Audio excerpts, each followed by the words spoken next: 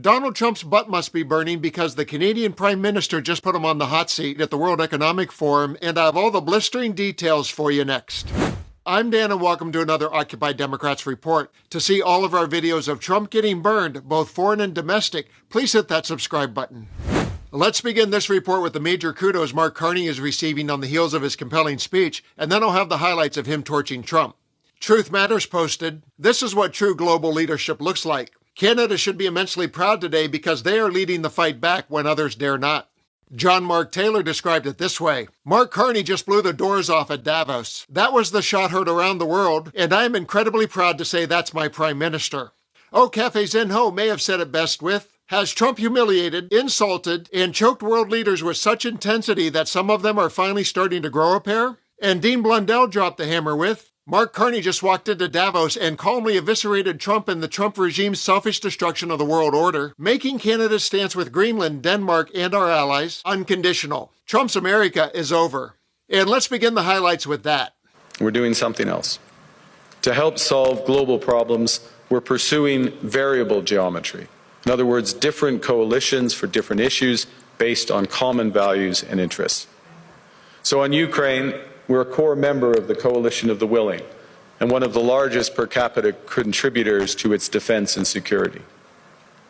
On Arctic sovereignty, we stand firmly with Greenland and Denmark and fully support their unique right to determine Greenland's future.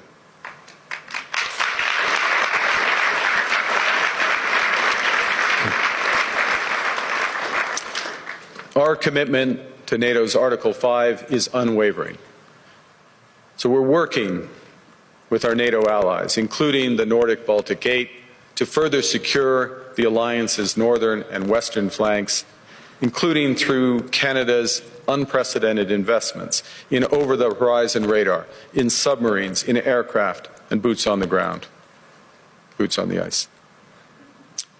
Canada strongly opposes tariffs over Greenland and calls for focused talks to achieve our shared objectives of security and prosperity in the Arctic. Next up, Carney tells a story of compliance. He uses a lesson learned about life under communism to explain the predicament of the countries under Trump's thumb. It seems that every day we're reminded that we live in an era of great power rivalry, that the rules-based order is fading, that the strong can do what they can and the weak must suffer what they must. And this aphorism of Thucydides is presented as inevitable, as the natural logic of international relations reasserting itself.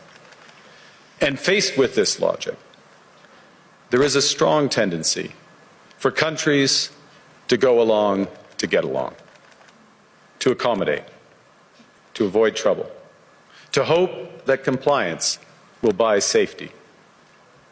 Well, it won't. So what are our options?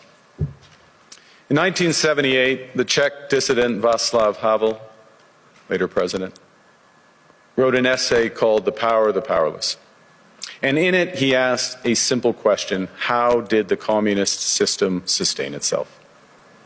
And his answer began with a greengrocer. Every morning, this shopkeeper places a sign in his window: "Workers of the world unite." He doesn't believe it. No one does. But he places the sign anyway to avoid trouble, to signal compliance, to get along. And because every shopkeeper on every street does the same, the system persists.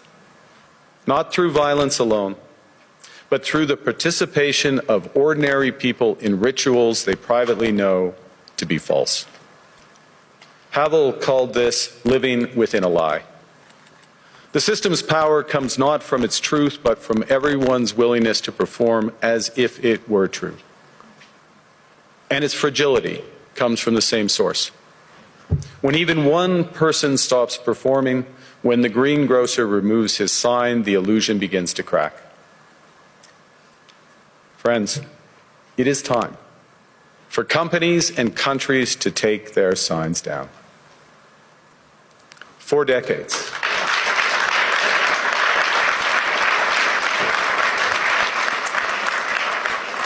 And this clip is his biggest shot across Trump's bow. As you're listening, when he says great powers, know that he's really saying Donald Trump. Let me be direct. We are in the midst of a rupture, not a transition. Over the past 2 decades, a series of crises in finance, health, energy, and geopolitics have laid bare the risks of extreme global integration. But more recently, great powers have begun using economic integration as weapons. Tariffs as leverage, financial infrastructure as coercion, supply chains as vulnerabilities to be exploited. You cannot live within the lie of mutual benefit through integration when integration becomes the source of your subordination. And the question for middle powers like Canada is not whether to adapt to the new reality. We must. The question is whether we adapt by simply building higher walls or whether we can do something more ambitious. Now, Canada was amongst the first to hear the wake-up call, leading us to fundamentally shift our strategic posture. Canadians know that our old, comfortable assumptions that our geography and alliance memberships automatically conferred prosperity and security, that assumption is no longer valid. And our new approach rests on what Alexander Stubb, the President of Finland, has termed value-based realism. Or to put another way, we aim to be both principled and pragmatic.